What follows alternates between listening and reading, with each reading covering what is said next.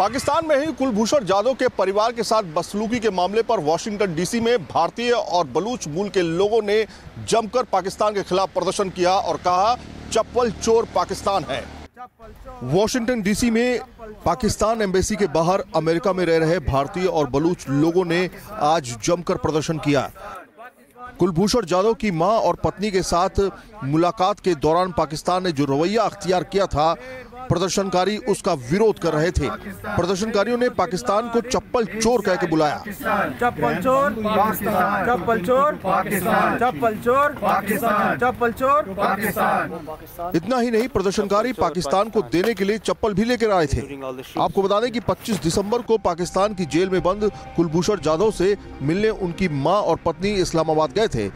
इस मुलाकात के दौरान जाधव की पत्नी की चप्पल पाकिस्तान ने उतरवा ली थी। कुलभूषण जाधव मामले पर पाकिस्तान की अंतर्राष्ट्रीय स्तर पर छवि काफी ज्यादा खराब हो चुकी है। यहां तक कि अंतर्राष्ट्रीय कोर्ट ऑफ जस्टिस में भी इस मामले पर पाकिस्तान की किरकिरी हुई है। वीडियो जर्नलिस्ट सुमित कुमार के साथ सैयद आमिर हुसैन, न्यूज़ नेशन, दिल्ली। जम्मू के बाद राजौरी और पुंछ में सरकार फायरिंग से ग्रस्त लोगों के लिए करीब 14,000 बंकर बनाने जा रही है। इसके लिए बाकायदा केंद्र सरकार ने राज्य सरकार को हरी झंडी भी दे दी है। इससे पहले पायलट प्रोजेक्ट के तौर पर सरकार ने जम्मू में बंकर बनाने के लिए 300 करोड़ रुपए दिए थे। जम्मू में बंकर बनाए जाने पर बॉर्डर के लोगों से मिली प्रतिक्रिया के बाद जम्मू में करीब 4,000 बंकर बनाने का काम पहले से ही चल रहा है।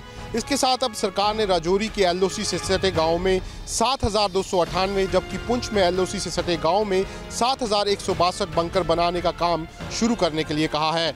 इसके लिए सरकार की तरफ से बाकायदा 415 करोड़ का बजट रखा गया है। इन बंकरों में परिवारों के लिए बनाए जाने वाले बंकर के अलावा कम्युनिटी बंकर भी बनाए जाएंगे। देखा जाए तो फायरिंग से ग्रस्त ये लोग हमेशा से ही सरकार से बॉर्डर पर बंकर बनाने की गुजारिश करते आए हैं। ऐसे में सरकार का ये फैसला इन लोगों के सपनों को पूरा करने जैसा है। वीडियो जर्नलिस्ट एजाज अहमद के साथ Shahnawaz Khan, news nation, Jammu. Central Kashmir के बडगाम इलाके में सिक्योरिटी फोर्सेस और मिलिटेंट्स के बीच इनकाउंटर में एक मिलिटेंट मारा गया। आज सिक्योरिटी फोर्सेस को टिप ऑफ मिला कि बडगाम के चाडोरा इलाके में मिलिटेंट्स मौजूद है, जिसके बाद कॉर्डन एंड सर्च ऑपरेशन शुरू किया गया और कॉन्टैक्ट एस्टैब्लिश हुआ। दोनों तरफ से उसके बाद फायरिंग शुरू हुई और इनकाउंटर में अभी तक एक मिलिटेंट मारा गया है। वहीं ऑपरेशन अभी भी जारी है। वहीं इस पूरे इलाके में सिक्योरिटी फोर्सेस का सर्च ऑपरेशन अभी भी जारी है। वीडियो जर्नलिस्ट मोहम्मद यूनिस के साथ Idris loan, news nation, Srinagar. Mathura में शताब्दी एक्सप्रेस ट्रेन में बिना टिकट यात्रा करते पकड़े गए बिलाल नामक युवक के दिल्ली में आतंकवादी हमला करने को लेकर बदलते बयानों की वजह से उत्तर प्रदेश से लेकर दिल्ली तक हड़कंप।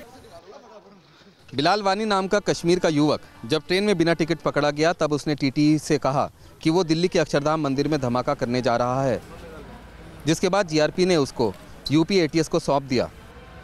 UP ATS से पूछताछ में इस युवक ने बताया कि उसके 2 साथी दिल्ली के जामा मस्जिद इलाके में एक होटल में ठहरे हैं, जिसके बाद IB, Delhi police special cell और UP ATS की संयुक्त टीम ने दिल्ली के जामा मस्जिद इलाके के होटल में छापेमारी की, जहां से 2 युवकों के आधार कार्ड उनको मिले। जांच में पता चला कि ये दोनों युवक 6 जनवरी को ही कश्मीर अपने घर वापस लौट गए हैं। जाँच में बिलाल और उसके दोनों साथियों के एड्रेस सही पाए गए। UP ATS के मुताबिक कश्मीर पहुंच चुके युवकों से पूछताछ अब जम्मू कश्मीर पुलिस ही करेगी। पुलिस के मुताबिक इस मामले में अभी तक किसी तरह का कोई टेरर एंगल सामने नहीं आया है, लेकिन पूरी तरह से वेरिफिकेशन के बाद ही किसी को कोई क्लीन चिट दी जाएगी। वीडियो जर्नलिस्ट जगदीश चंद के साथ रुमानुल्लाह खान, न्यूज़ नेशन, दिल्ली। मुंबई के कांदीवली इलाके में एक पूर्व पार्षद की धारदार हथियारों से हत्या कर दी गई। इस मामले में पुलिस ने एक शख्स को गिरफ्तार कर लिया है। पुलिस के मुताबिक रविवार रात करीब 11 बजे बाइक पर सवार कुछ अज्ञात हमलावरों ने धारदार हथियार से अशोक सावंत पर कई वार किए, जिसमें वो बुरी तरह से घायल हो गए। बाद में अस्पताल में उन्हें मृत घोषित कर दिया गया। घटना के वक्त अशोक सावंत अपने घर जा रहे थे और घर से करीब 200 मीटर की दूरी पर उन पर यह हमला किया गया। जांच में पाया गया है कि सावंत की हत्या आपसी रंजिश की वजह से की गई। उनका एक पुराना एम्प्लॉय नौकरी से निकाले जाने की वजह से उनसे नाराज़ था और इसी नाराज़गी में उसने सावंत की हत्या करवा दी। इस सिलसिले में पुलिस को 4 और लोगों की सरगर्मी से तलाश है। वीडियो जर्नलिस्ट इमरान के साथ विकास Srivastava, news nation, Mumbai.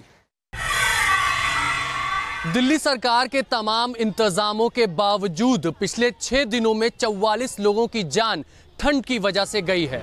Delhi NCR में कड़ाके की ठंड और शीतलहर का प्रकोप जारी है। कोहरे की वजह से लोगों की परेशानी बढ़ती जा रही है। सबसे ज्यादा परेशानी उन लोगों को हो रही है जो खुले आसमान के नीचे सोने को मजबूर हैं। दिल्ली पुलिस के इंटीग्रेटेड जिप नेटवर्क में रोजाना दिल्ली में मिलने वाली लाशों का आंकड़ा जारी होता है। उसमें ये बात सामने आई है कि दिसंबर के महीने में 250 से ज्यादा लावारिश लाशें मिली हैं, जिनमें से ज्यादातर लोगों की मौत ठंड की वजह से हुई है। ताज़ा जारी आंकड़ों के मुताबिक 1 जनवरी से लेकर 6 जनवरी तक दिल्ली के अलग अलग इलाकों में 44 लावारिश लाशें मिली हैं, जिनमें से ज्यादातर मौत की वजह ठंड बताई जा रही है। पिछले महीने दिल्ली पुलिस को 250 लावारिश लाशें मिली थी, जिनमें से ज्यादातर लोगों की मौत की वजह ठंड थी। वीडियो जर्नलिस्ट कमल वशिष्ठ के साथ अभिषेक पांडे, न्यूज नेशन, दिल्ली। कांग्रेस अध्यक्ष बनने के बाद राहुल गांधी अपनी पहली विदेश यात्रा पर बहरीन गए हैं। बहरीन में राहुल गांधी भारतीय मूल के लोगों को संबोधित करेंगे। वहीं भारतीय जनता पार्टी ने कहा है कि राहुल गांधी पीएम मोदी की नकल कर रहे हैं। राहुल गांधी बहरीन के प्रधानमंत्री प्रिंस बिन सलमान अल खलीफा से भी मुलाकात करेंगे। कांग्रेस पार्टी के मुताबिक राहुल गांधी का ये दौरा भारतीय मूल के लोगों से उनके साथ मेल मिलाप बढ़ाने के मकसद से किया जा रहा है। राहुल के इस दौरे पर भारतीय जनता पार्टी ने निशाना साधा है। भारतीय जनता पार्टी के प्रवक्ता जेवीएल नरसिम्हा राव ने कहा कि राहुल गांधी प्रधानमंत्री नरेंद्र मोदी की नकल कर रहे हैं। पहले उन्होंने कॉलेज जाना शुरू किया, उसके बाद मंदिर और अब एनआरआई से वार्तालाप कर रहे हैं। राहुल गांधी बहरीन में मुख्य अतिथि के तौर पर गए हैं। पार्टी के मुताबिक आने वाले दिनों में राहुल गांधी कई और देशों में जाएंगे। राहुल गांधी का मकसद है कि पार्टी की जमीन सिर्फ देश में ही नहीं, विदेशों में भी भारतीय मूल के लोगों में मजबूत किया जाए। वीडियो जर्नलिस्ट सुमित्रो घोष के साथ मोहित राज दुबे, न्यूज नेशन, दिल्ली। मेरठ नगर निगम की पहली परिचय बोर्ड बैठक हंगामे की भेंट चढ़ गई। यह हंगामा वंदे मातरम को लेकर हुआ। मेरठ नगर निगम बोर्ड की पहली बैठक में सिर्फ परिचय होना था, यानी ये परिचय बोर्ड बैठक थी। शुभारंभ वंदे मातरम से होना था। ऑडियो सिस्टम से वंदे मातरम शुरू हुआ ही था कि शुरुआती मुखड़े के बाद कोई दूसरा गीत बजने लगा, जिस पर भाजपा पार्षदों ने हंगामा शुरू कर दिया। मोदी योगी के नारे लगने लगे तो सपा बसपा ने भी जमकर नारेबाजी की। सदन में सांसद और विधायक भी थे। थोड़ी ही देर में तकनीकी त्रुटि दूर कर ली गई और वंदे मातरम पूरा हुआ। सवाल यही है कि क्या नगर निगम की बोर्ड बैठक में वंदे मातरम पर हंगामा जरूरी है या गंदगी से बजबजाते शहर का विकास। वीडियो जर्नलिस्ट नवीन पाल के साथ अभिषेक शर्मा, मेरठ, न्यूज नेशन। सोमवार तड़के बेंगलुरु में एक बार में लगी भीषण आग की वजह से 5 लोगों की मौत हो गई है। बेंगलुरु के कलासीपालिया स्थित इसी कैलाश बार एंड रेस्टोरेंट में सोमवार तड़के करीब 2:30 बजे आग लग गई।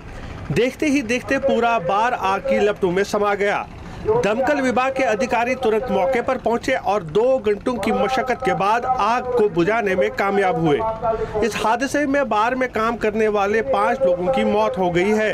हालांकि अभी तक आग लगने की सही वजह का पता नहीं चल पाया है। इस हादसे के बाद बार मालिक फरार है और पुलिस ने मामला दर्ज कर अब जांच शुरू कर दी है। Yasir Mushtaq, News Nation, Bengaluru. प्रद्युम्न हत्या मामले में गुरुग्राम सेशन कोर्ट ने आरोपी छात्र की जमानत याचिका खारिज कर दी है। जमानत देने से इनकार करने के साथ साथ अदालत ने आरोपी पर 21,000 रुपये का जुर्माना भी लगाया। ये जुर्माना बार बार जमानत अर्जी डालकर कोर्ट का टाइम बर्बाद करने के लिए लगाया गया है। ये दूसरी बार था जब बेल को लेकर आरोपी छात्र को कोर्ट से फटकार लगी हो। इससे पहले जुवेनाइल जस्टिस बोर्ड भी उसकी जमानत याचिका खारिज कर चुका है। जुवेनाइल जस्टिस बोर्ड की तरफ से बालिग करार दिए जाने के बाद से पूरे मामले की सुनवाई गुरुग्राम सेशन कोर्ट में चल रही है। पिछली सुनवाई 6 जनवरी को हुई थी। उस दिन आरोपी की जमानत याचिका पर बहस पूरी होने के बाद से अदालत ने फैसला सोमवार तक के लिए सुरक्षित रख लिया था। बचाव पक्ष की तरफ से सीबीआई के खिलाफ कई याचिकाएं डाली गई हैं, जिन पर सुनवाई 22 जनवरी को होगी। ये सुनवाई बंद कमरे में होगी। वीडियो जर्नलिस्ट सत्यारंजन राउतरे के साथ रिजवान आरिफ, न्यूज नेशन, गुरुग्राम।